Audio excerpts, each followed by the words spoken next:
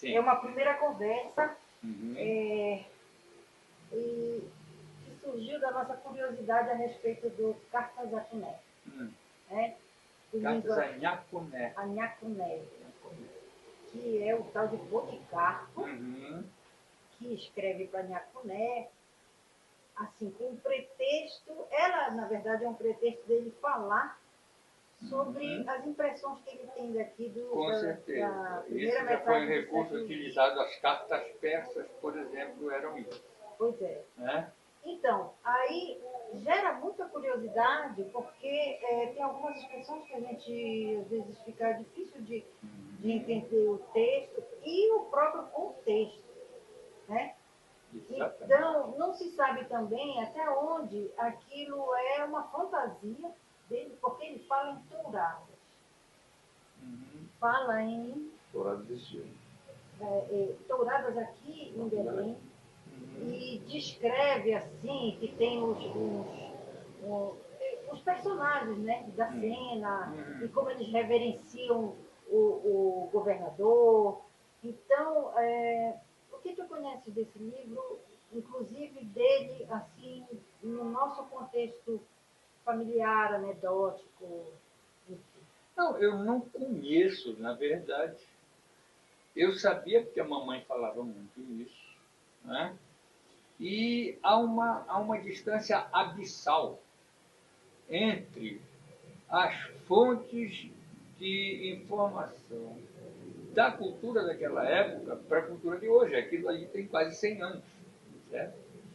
Então, obviamente que muitas das coisas que existiam como prática cultural cotidiana naquele período desapareceram inteiramente. Eu nunca me esqueço de uma vez que eu fui fazer um trabalho de pesquisa no Baixo Amazonas e foram comigo, não é, duas pessoas, um cearense e outro um paulista.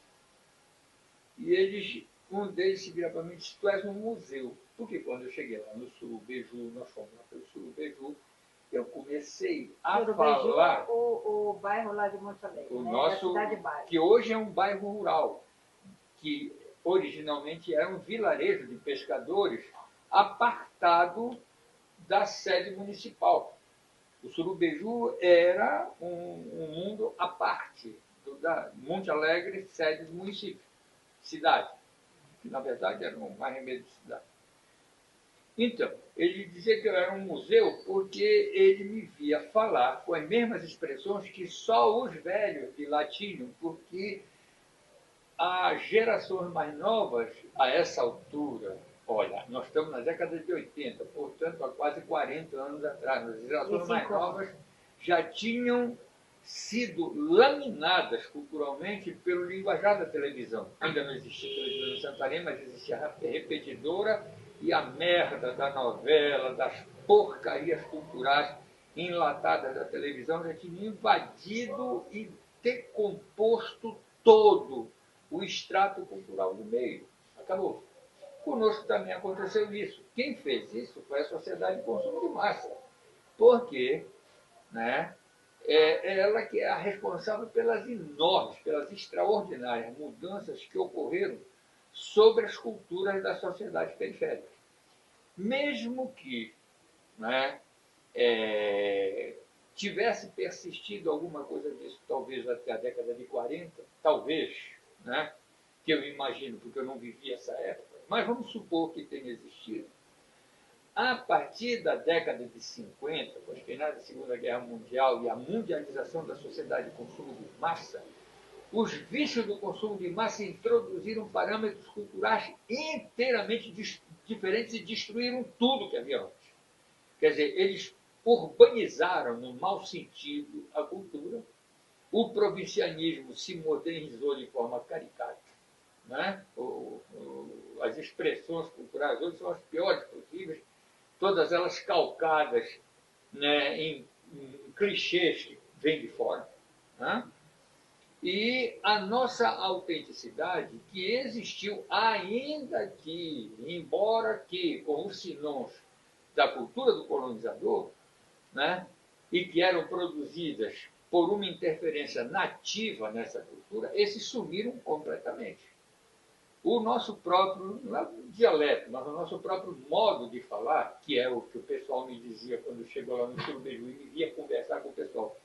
E dizia que eu era um museu porque eu falava como os velhos do lugar falavam e não como o pessoal já falava, mesmo os que não eram mais tão velhos, mas já não eram mais novos, né?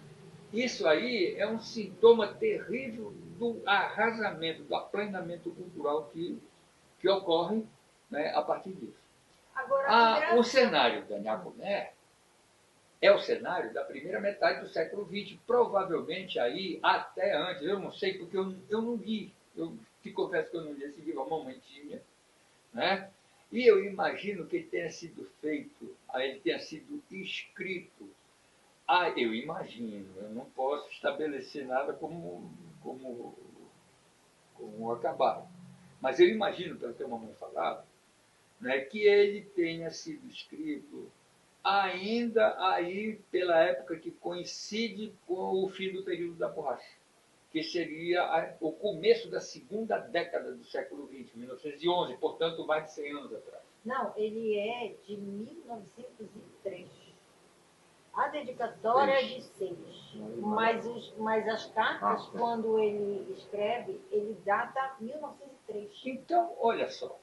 Então, isso aí coincide com a enorme transformação que se deu sobre a Amazônia a partir do período da borracha, quando Belém, né, foi convertida num dos três grandes centros, três grandes entrepostos de passagem da produção gomífera da região, né, e ela virou uma espécie de cidade dormitório. Cidade dormitório é hoje que o camarada chega de avião, dorme e vai embora. Naquela época era cidade hospedeira. Não é? Tanto que todas as obras dos estados e das prefeituras das capitais amazônicas que contribuíram para eles entrarem numa voragem terrível de endividamento foram feitas em função da chegada do representante da burguesia compradora da borracha. Então, Bosque, Rodrigues Alves, Museu Emílio Gueldi, os jogadores como Batista Campos, etc. A casa do Lauro Sodré, logo aqui no outro quarteirão. Isso são retratos acabados daquele período. Né? Quando aquela riqueza ilusória circulava por aqui, preparando uma debacle terrível que ia mergulhar os estados amazônicos e a Amazônia como um todo numa recessão brutal que só é interrompida brevemente com a chegada da Batalha da Borracha no começo da Segunda Guerra Mundial. Agora, o que é que ocorre? Nesse período aí, você tinha a presença do colonizador português. O colonizador português teve um negócio interessante. O português, ele não detinha um peso cultural brabo, né, denso, como tinham os anglo-saxões. Que onde eles chegavam, eles mudavam tudo, segmentavam a sociedade. É só ver a África do Sul e as outras. A África do Sul foi colonização holandesa, que ainda foi de todos os colonizadores não latinos o mais manso. Né? Mas as outras áreas, como por exemplo o Zimbábue, que tomou o nome do Cecil Rhodes, que foi aquele grande ideólogo do imperialismo britânico, eles isolavam, eles segregavam a população nativa. O português, por uma questão cultural, não fazia isso. Havia português até que aprendia a falar a língua nativa. As minhas tias, as nossas tias avós, tia Raimunda, tia Ana, tia Esmeralda, elas falavam o Nhangatu, elas conheciam o Nhangatu, certo?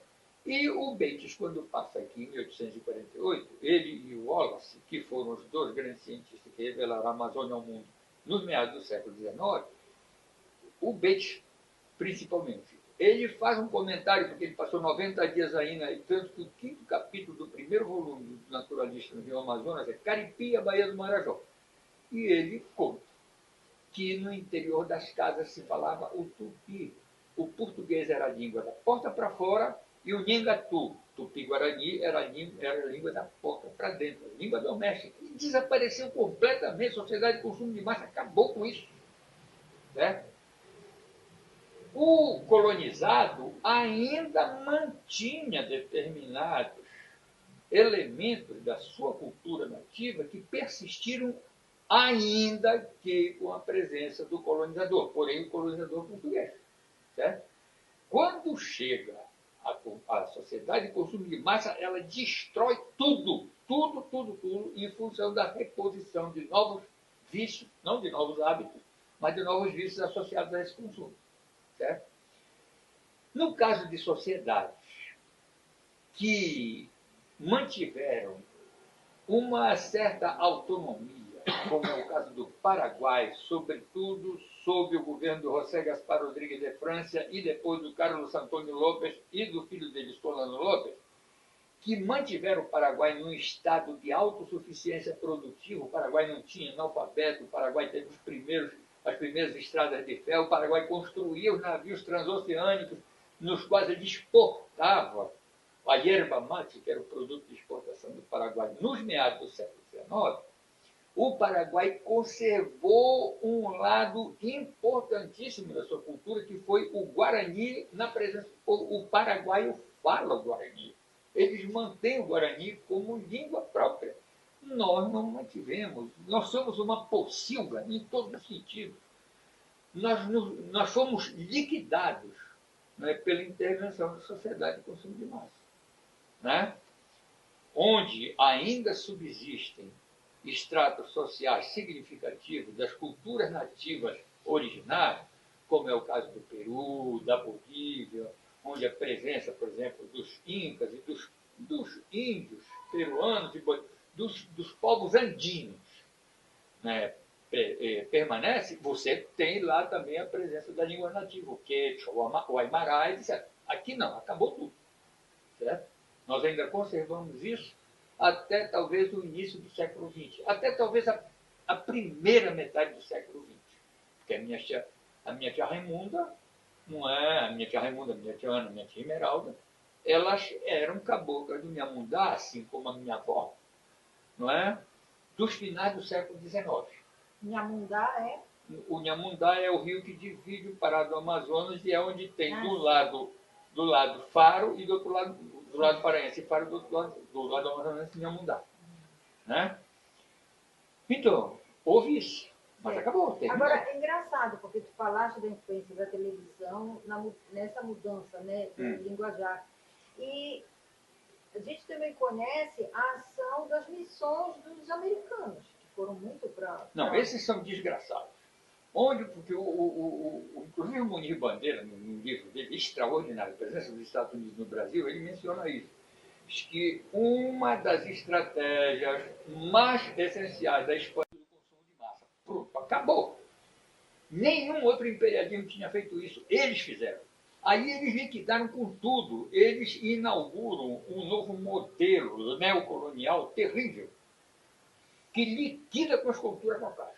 Por exemplo, aquela Aliança para o Progresso. Aí tem, por exemplo, eu fui debatedor numa dessas, apesar dos pesares, eu fui debatedor, ou sei lá, porque o pessoal que queria que eu fosse acabou batendo o pé, e eu acabei sendo levado para ser debatedor numa dessas, acho que é a Feira Panamazônica do livro. Sim. Né? Então foi casual a chegada Foi lá. Casual. Não foi casual, não. Eles insistiram que eu deveria ser o debatedor. Eu fui debatedor do livro de dois gringos, a Charlotte Dennett e o Gerard Colby. Seja feita a vossa vontade. A história das missões norte-americanas na Amazônia e o Grupo Rockefeller. Né? Onde eles contam toda a história desse banditismo, um negócio impressionante. E, inclusive, onde... Mas eles contam favorável a eles. Não. Com aquele criticismo que é próprio dos gringos. Eles não têm uma visão de classe, eles não têm uma consciência, né, da diferença entre a sociedade de classes. Né? Ou melhor, do caráter da sociedade de classes e da sociedade capitalista, particularmente como uma expressão mais desenvolvida da sociedade de classes. Né? E, portanto, eles não conseguem fazer uma crítica contra a sociedade de classe. Eles criticam as coisas que são consideradas como desvios, quando na verdade não são desvios, são coisas muito normais, porque a sociedade de classe é uma sociedade baseada sobre a desigualdade. Né? E eu nunca me esqueço de um negócio que aconteceu lá. porque eles contam que um tal de Coronel J.C. King, que depois foi um dos diretores da CIA, né, que ele mantinha um projeto pavoroso, esse projeto, que é engraçado como essas coisas são inteiramente desconhecidas. Ou melhor, elas são sabidas, mas não são sabidas na extensão do que elas foram, que é o projeto MK Ultra, no qual eles criaram umas experimentações com controle da mente, porque era Guerra Fria e eles precisavam desesperadamente desenvolver tudo o que eles achavam que deviam desenvolver para controle de mente, porque o comunismo ia tomar o mundo e eles eram os defensores do mundo livre, para cometer todas as atrocidades que eles cometem. Então, um desses caras, que depois foi diretor da CIA, que era um coronel, chamado J.C. King, ele foi para a Amazônia peruana e lá ele montou uma fazenda na qual ele fazia, né, o cultivo de plantas alucinógenas para serem usadas nesse projeto MK Ultra. E eles contam nesse livro que tem uma viagem que ele faz e chega na Amazônia brasileira, na beira de uma cidade, à beira do Amazonas, onde o Vaticano tinha colocado um bispo norte-americano, estadunidense.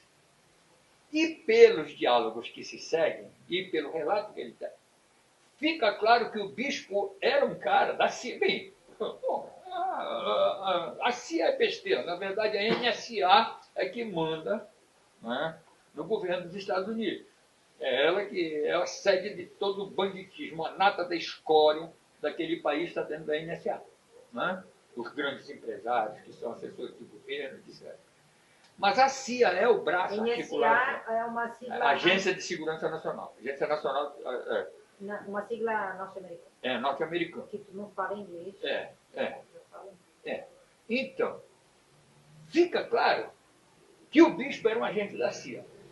Eu fiquei com assim, quem seria esse cara? Porque não é possível que houvesse um outro lugar, porque eu não me lembrava, até porque a prelazia de Santarém, até os meados da guerra, ela estava toda na mão dos alemães. O último bispo de Santarém foi o Dom Floriano Royenoy. Né? E quando os Estados Unidos tomaram conta do mundo através do controle da Europa pela guerra, imediatamente a prelazia de Santarém foi transferida para a mão dos padres norte-americanos. E quem era o bispo de lá era um cara que até hoje é venerado, é um negócio, a alienação, a ignorância popular, o analfabetismo político são isso aí. Ele é venerado como um santo. E eu digo, quando eu peguei o livro para ler, que eu ia ser debatedor dele, eu perguntei, né, já no final do debate, para ele, para os dois, aliás, para o Gerard Kolb e para a Charlotte Dennett. Tu deixaste essa pergunta para o final? Eu deixei essa pergunta para o final. Eu digo, vocês citam isso e aquilo, numa passagem do livro, em que numa cidade brasileira, na beira do Amazonas, o Vaticano tinha colocado um bispo, etc. E do que se desenrola aí, inclusive os personagens são muito claros. A gente consegue identificar lá o Frei Juvenal, não é, que era o cara que tomava conta do bispo, até porque ele conta que o frade era um frade, não é, saltitante e coisa, então ele deixa papapá. Eu digo, eu queria saber, né, qual é o nome desse bispo? Aí ele, sacando qual seria o segundo degrau da minha pergunta, ele me respondeu logo. Eu não posso dizer nem o nome dele e nem o nome da cidade. Se ele dissesse, ele tinha que reconhecer que a cidade era Santarém, que era o único lugar onde eles tinham feito essa troca de chefia na prelazia da cidade dos alemães pelo pessoal dos Estados Unidos. E que era o Dom Tiago Rian, que foi durante muito tempo um benemérito, que hoje até é cultuado lá como se fosse uma espécie de santo. Mas esse cara era, né, agente da CIA. Tudo no livro diz que esse cara era um cara da CIA.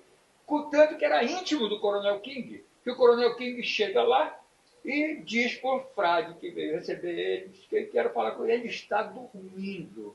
Não, diga para ele que é o Coronel King, o frade saltitante. Foi lá para dentro, quando eu volto a dizer, desculpe, eu não sabia que o senhor era da CIA. Está claro? Né? Então, essa mudança terrível, que não veio somente através deles, as missões protestantes, elas são muito diferentes das missões católicas. Até porque a sociedade dos Estados Unidos da América é o arquétipo da sociedade capitalista e tudo nele está em absoluta consonância com a prática econômica. E a prática econômica é calcada no lucro como objetivo, que é o lucro esse que é o motor da própria produção e reprodução do capital. Né? Às vezes parece soar assim, um negócio meio fictício, parece que a gente está falando em ficção, mas na verdade é o que está no interior de tudo isso. E a ideologia que se cria a partir daí, tanto que essas religiões fundamentalistas, que só não praticam o que pratica hoje o Boko Haram, o Talibã, a Al-Qaeda, o Al-Shabaab, etc., porque nós não temos aqui o ambiente conflagrado que existe lá, né? Elas estão absolutamente calcadas na ideologia do lucro, tanto que o chamamento desses pastores pigantras é o da prosperidade. É a grande diferença entre a religião católica e a religião protestante. Precisamente, a fundamentalista é exatamente essa, que a religião católica permite a salvação da alma, promete a salvação da alma após a morte, e o protestantismo promete a prosperidade em vida. É um negócio absolutamente material e objetivo, que está de acordo com a lógica do próprio capitalismo. Né? Então, a destruição dos nossos referenciais culturais, ela foi uma coisa que acontece a partir da chegada do período da borracha, com as enormes transformações que foram feitas aqui, interrompidas por um período de recessão gravíssimo, né? Mas no qual ainda se mantiveram, bem ou mal, algumas práticas culturais que nós conseguimos manter, apesar da colonização portuguesa, e talvez exatamente por causa dela, apesar de por causa dela, né? E que foram inteiramente destruídas, laminadas a partir da segunda metade do século XX, que é quando chega aqui toda a sociedade de consumo de massa que hoje nós vivemos. Aí acaba com tudo. Acaba. Aliás, nós somos, nesse particular, nós somos um povo inteiramente desmemoriado. Nós somos terríveis. O Brasil, bem, hoje, quando eu me refiro a esse país, eu só me refiro como uma pocilga. Nós somos uma pocilga que é do tamanho do território desse país. Quando a gente pega, por exemplo, a questão da Copa do Mundo, é um negócio interessantíssimo. Quando você examina o que é o Prêmio Nobel, o Prêmio Nobel é um negócio safado, porque ele é um instrumento, não é, de promoção política. O Prêmio Nobel dá um Prêmio Nobel para o Obama na mesma hora que ele manda 14 mil soldados para matar gente no Afeganistão. Pumba! Dá um Prêmio Nobel para Henry Kissinger, que foi um indivíduo que triturou gente no Vietnã, que mandou matar gente no Chile, nas vésperas do golpe, etc. O Prêmio Nobel da Paz é isso aí. Além de dar Prêmio Nobel para Madre Teresa, né, que era uma santa em vida e que era uma pilantra que só o diabo, porque pegava as doações dadas por aqueles escroques ingleses e estadunidenses para desviar isso para as campanhas de reconquista das almas na África, na qual a religião católica estava sendo triturada pelo avanço do fundamentalismo neopentecostal. Esses caras recebem o Prêmio Nobel. O Prêmio Nobel ele tem uma destinação política acabada, que é o de premiar os indivíduos que contribuem para a sobrevivência do sistema capitalista. Por outro lado, se você examina, por exemplo, os prêmios Nobel dos Estados Unidos, a grande maioria deles é de gente que não é nascida lá, é gente que foi levada por lá pelo dinheiro do capital norte-americano. Mas as conquistas científicas, as premiações, os galardões que são dados pela produção científica, ficam acumulados como se fosse para eles. Feitas essas ressalvas, de qualquer modo, você não pode deixar de levar em conta que o Prêmio Nobel, de qualquer modo, ressalvadas questões dessa ordem, você não pode deixar de levar em conta que realmente a premiação do Nobel, ela reflete o grau de avanço do conhecimento e da cultura na sociedade em que aquele prêmio, né, acaba sendo produzido. E aí eu fiz, durante essa última Copa do Mundo, eu fui fazer um cotejo. A Costa Rica tem prêmio Nobel. Né? A Colômbia tem prêmio Nobel. O México tem prêmio. A Argentina, o México tem 3, a Argentina tem 5. O Chile tem 2. Esta Pocilga aqui não tem nenhum. Por quê? Porque, historicamente, a nossa sociedade é uma sociedade tão deformada, tão carcomida, que ela não tem condições de produzir o que quer que seja como cultura universal. Nós não temos. Não temos. Nós somos um zero à esquerda de ciência, nós somos um zero à esquerda de tecnologia, e nós nos rendemos da forma mais acabada, não é? A chegada das novas ideias e dos novos costumes que são trazidos através do consumo de massa. Acabou. Nós cultuamos o balançar a bunda, o fazer gol de futebol. Enquanto que, por exemplo, numa Espanha, vamos supor que é a rabeira da Europa, mas você tem lá uma Monte Serra Caballé, você tem um Joaquim Rodrigo, você tem um Salvador Dalí, você tem um Pablo Picasso. Esses indivíduos podem ser considerados fenômenos, ou não? Eles são. Eles são indivíduos que se destacaram positivamente como produtores de algo que eleva o conteúdo cultural da sociedade. Mas aqui a gente tem Vila Lobos. Espera um instantinho. O que é fenômeno aqui? Fenômeno aqui é um semi-analfabeto que desenvolveu com uma única virtude a capacidade de dar patada em bola. É esse que é o fenômeno aqui no Brasil. O indivíduo que... né? Não, é esse que é. O Milton Santos morre e vão, no máximo, 150 pessoas no enterro dele. 2 dias depois morre um roqueiro. Foram não sei quantas mil pessoas. Onde é que está a preferência cultural dessa sociedade? Ela é uma sociedade imbecil. Mas ela não é uma sociedade imbecil porque ela é imbecil. É uma sociedade imbecil porque ela é imbecilizada. Ela é imbecilizada por todas essas situações que foram criadas, né? Pelos traços culturais que nos foram postos.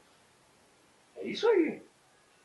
Então, o Brasil, por exemplo, a gente está vendo agora, né, nessas manifestações. Eu não vou, eu já disse isso. Eu não vou mais me mexer para denunciar essa direita bandida, sem vergonha, essa direitona sacana, safada, herdeira do que há mais mal cheiroso como herança política das UDNs da vida. Eles continuam mantendo e cultuando tudo aquilo que era feito pelo Carlos de Lacerda, e antes dele por todos os bandidos, pelo avô do Aécio Cunha, pelo pai do Aécio Cunha, que era um golpista de primeira hora, etc. Aécio Neves. Aécio Cunha, o nome dele é Aécio Cunha, ou ele é o Aécio Cunha filho do Aécio Cunha pai, deputado golpista, financiado pelo IPAD, gente da Arena, do PDS, fundador do PFL. Então você tem que ver a coisa desse lado. Cara que é latifundiário por efeito das bandidagens do pai dele, grilando terra pública, não era da União, era do Estado de Minas. E legitimado nessa grilagem à base do Instituto do Uso Capião, pela Justiça Mineira e pelo Tribunal de Justiça de Minas. Essa direita é uma direita fedorentíssima. Mas eu não posso, em nome disso, defender a volta de um canalha como Luiz Inácio da Silva, que foi um indivíduo bandido, bate-pau do Golbery, levado lá para ele pelo Paulo Vilares, dono da Aço Vilares, mandado para os Estados Unidos para fazer curso de sindicalismo na FADCIL, injetado no lugar do Frei Chico, que era irmão dele, mas que era quadro do Percebão, e que foi um cara que fez passar as propostas da ditadura como se fossem propostas de base, foi cagueta a serviço do turno. Esse cara é esquerda, por acaso?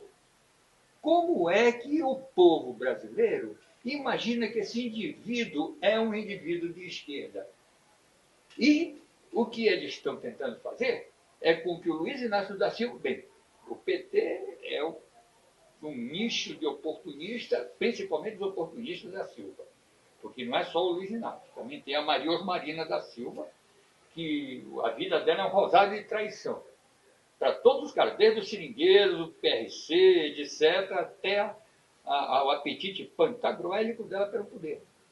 Esse povo não tem condições de perceber isso. Nós somos um povo tão imbecilizado que o sistema instila dentro dele o veneno da imbecilização e, ao mesmo tempo, instila o anticorpo contra o antídoto. O sujeito não tem condições nem de reagir à ação do veneno. Então, hoje nós somos sitiados entre a direita e a direita, entre a direita bandida, representada nos Aécios, nos Fernandos Henrique, nesses bandidos todos, e a direita farsesca, representada no Luiz Inácio, etc. Tanto que eu disse naquele negócio que eu escrevi, às vésperas do segundo turno, que a Marina Silva era a querida ideal da direita, porque ela sabe ser direita melhor do que o Aécio, e ela sabe fingir que não é direita melhor do que o Luiz Inácio. Então, nós sempre fomos isso.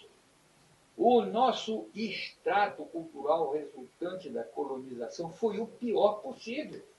Quando você chega numa Quito, por exemplo, a Quito Guerra, a memória arquitetônica da Quito antiga é uma coisa maravilhosa, eles preservam aquilo. Chega em Santa Fe de Bogotá, está lá íntegra a memória arquitetônica da cidade.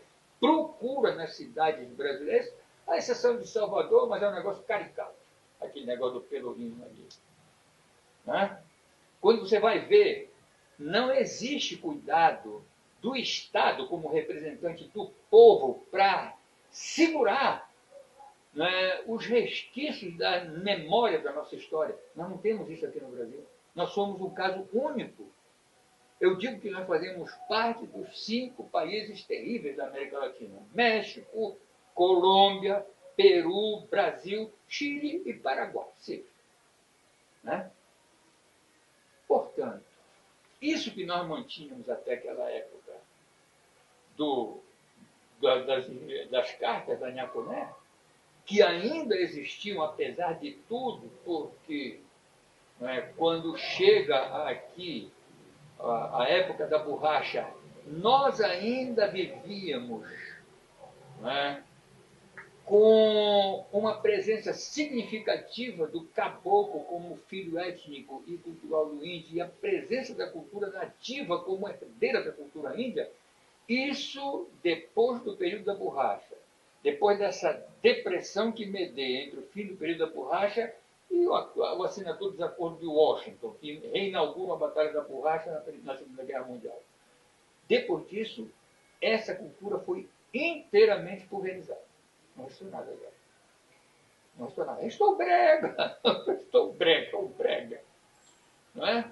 E restaram outras coisas, mas que não tem consistência como expressão real da nossa história através da cultura. Nós não temos isso. Portanto, esse livro da Nhacuné é uma preciosidade. Ele retrata uma época em que nós ainda tínhamos, né, resquícios muito palpáveis, né, da cultura que tinha restado do processo colonial. Pois é, a dificuldade que a gente tem quando se depara com um livro desses é justamente a gente saber identificar esse recorte cultural, porque já não é uma prática. Então, você tem o impedimento da linguagem e você tem o impedimento de fruir aqueles costumes, que parece que são coisas... Não, eles desapareceram. Nem no interior tu validamente não, bem, talvez em lugares onde ainda não tenha chegado a luz elétrica e, consequentemente, a televisão, mas mesmo assim a contaminação ela é terrível, porque ela se dá por outro meio. Por exemplo, né, eu me lembro que quando eu saía daqui no Ixium para ir lá para Itauapuranga, e eu saía às vezes à noite com a maré, né, que eu saía aqui pela ponta do Baixinho, era uma porção de ponto fosforescente no meio do escuro da noite. Aquilo tudo era televisão, a bateria. O caboclo trazia a bateria no final de semana, carregava ela e já tinha o vendedor de bateria, que saía correndo tudo quanto era casa, levava a bateria carregada, pegava gasta e enfiava para ele. Então o caboclo estava vendo lá a porcaria da novela. Né? Uma vez eu estive lá no São Diogo, entre o São Diogo e o Pussaru, lá em Monte Alegre. Eu saí aqui pela coisa, fui lá pelo São Diogo, de lá eu endireitei no rumo do Lago do Pussaru e passei junto da casa de um caboclo. Eu não sei onde ficou, porque as minhas coisas se perderam. Eu tinha uma fotografia de um angiguinzeiro enorme, gigantesca, a casa do caboclo que estava junto do angiguinzeiro, parecia coisa de criança. E em cima do angiguinzeiro estava plantado uma antena boca de sapo. Aquele caboclo, naquela época, há 40 anos atrás, estava pegando a repetidora de Santarém com a televisão, a bateria aqui embaixo, e ele estava ouvindo a peste da novela, das 7, das 8, das 9, das 10, do diabo. A televisão já tinha entrado lá e começado a laminar a cabeça do pessoal. Certo? Você tem isso. Né? A tecnologia, num sistema desse, e particularmente numa sociedade como a nossa, ela, ao invés de ser o que ela é em outras sociedades, que é um canal de crescimento cultural, é um canal de deformação cultural. O indivíduo moderniza, apenas moderniza a informação. Mas a informação que flui através do canal tecnológico é a pior possível. Agora é engraçado, porque tu te lembra do compadre Puta Merda, que morava lá do outro lado, na Ilha das Onças, que a gente ia de final de semana no barco, né, no Morro de Brasa, enfim. E parece que sempre que um dos nossos irmãos relata a cena de que o compadre Puta Merda teria chegado lá em casa, viu a televisão, acho que era o Ciro Moreira, o repórter, né? Ele falou, olha, o Chãozinho aparece lá em casa, porque tinha... Mas assim, o tio Lulu, que é outro personagem, né? Caboclo, que frequentava a nossa casa, tomava muita cachaça, e a mamãe dava umas injeções, porque ele já tinha um problema de pele, em decorrência da cachaça, e ele guardava as roupas dele embaixo, num vão que tinha embaixo da nossa escada lá. E o tio Lulu, ele era já um homem maduro, de 50 anos, mas era um homem que chorava com medo do pai, que quando ele chegava em casa, se ele chegava a corre, lá do outro lado, na Ilha das Onças, o pai dava uma surra nele, e ele ainda tinha aquela reverência ao pai, mesmo sendo um homem maduro, com medo de chegar bêbado em casa e o pai dar uma surra nele. Então, quer dizer, são essas contradições, né? Porque ao mesmo tempo que essa tecnologia invadiu a vida dessas pessoas, elas ainda guardam certos valores ou práticas familiares, né, que é totalmente contraditório. Agora, com certeza, hoje a coisa, o estrago já está bem maior. Né? Não, a nossa tendência, né, é óbvio, por exemplo, eu vejo a família das mães das minhas duas filhas mais novas. Né? Até porque eu só tive filho com mulher do Baixo Amazonas. Todas as mães dos meus filhos sempre foram gente do Baixo Amazonas. Né? Mas, particularmente, a das mães das duas filhas mais novas são famílias que praticam aquele comportamento gregário muito forte. A família, ela não é apenas a família o núcleo pai, nuclear, mãe, não, ela é a família extensa. Então, ela é como se fosse uma espécie de núcleo tribal, onde todos os filhos, todos os netos, todos os primos são como se fossem irmãos que não são filhos do mesmo pai e da mesma mãe, mas são como se fossem irmãos. Né? A família, então, da Delma, da mãe da Potira, é muito isso. Né? Eles têm uma capacidade gregária extraordinária de autocooperação, etc. A família de Lenice também tem esse comportamento gregário, né? E tem essa prática típica que eles trouxeram do interior. Essa índole, ela mais ou menos permaneceu, apesar do individualismo que vem junto com essa filosofia do capital e tudo mais. Mas isso é um resquício né, das formações sociais de caráter tribal. Porque quando você pega, por exemplo, os judeus e os árabes, para a gente dar um exemplo, eles também, de um certo modo, praticam isso. Certo? Eles também, de certo modo, praticam isso. Né? Eles têm aquela prática da família extensa, que se divide por primos, etc., não é? E que representam, digamos assim, aquilo que a gente chamaria de clã. Né? Que para nós, né, stricto sensu, não é um clã em si, é uma estrutura tribal. Isso é herdado muito mais do índio, né? É uma herança nossa muito mais do índio do que de outra coisa. Agora, isso não impede que nós sejamos penetrados devastadoramente pelas práticas do consumo de massa. E elas destroem a cultura. Você esquece os seus referenciais históricos, você esquece a sua memória histórica. Né? Esquece. Esquece. Né? Na nossa próxima conversa, nós vamos ler uma das cartas lá do Nascimento, Tá. para a gente fazer o segundo capítulo do nosso Tá. Vai, vai. Muito obrigada.